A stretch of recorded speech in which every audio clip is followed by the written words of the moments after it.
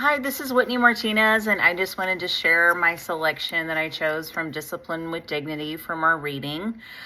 This is from page 114, and it says, motivated students rarely cause behavior problems. Enthusiastic teachers who present material in stimulating, meaningful ways and treat students with respect and dignity can make any subject come alive, and a teacher who doesn't motivate them can make the subject die.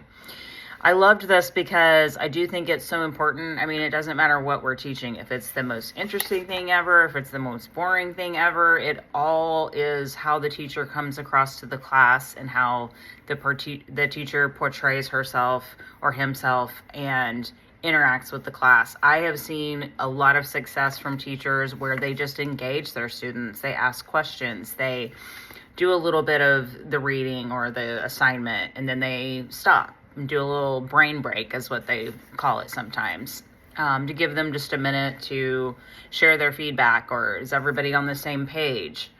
I also think as a teacher, and just in the teaching that I've done, I always love to give positive feedback. I love to call on people. I love to have them raise their hands, which usually they love to share for the most part.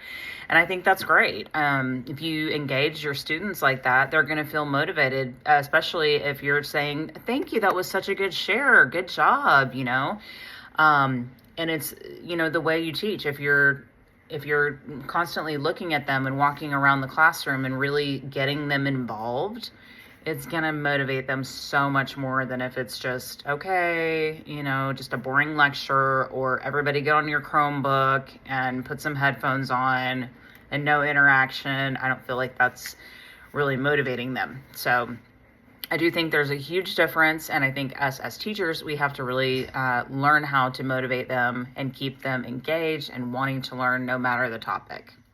So thank you for letting me share.